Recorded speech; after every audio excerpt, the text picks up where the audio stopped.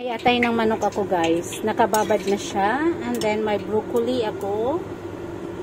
Ayan. Na-blanch na rin siya. Gisa lang natin yan siya guys. Luya lang guys.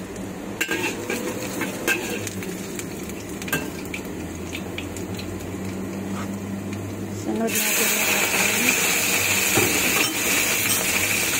atay ng manok ko guys.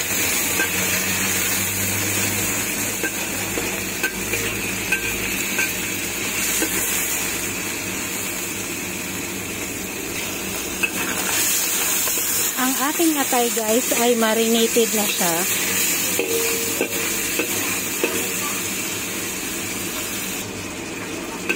So guys, naprito na siya ng konti. Kasi yung ating broccoli lagay na natin. Naka-blanch na to siya guys. Kaya kailangan medyo maluto muna yung ating broccoli. Ay, yung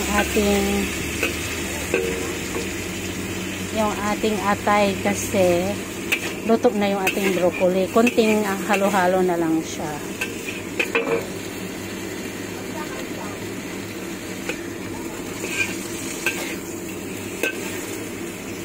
Okay na yun siya guys.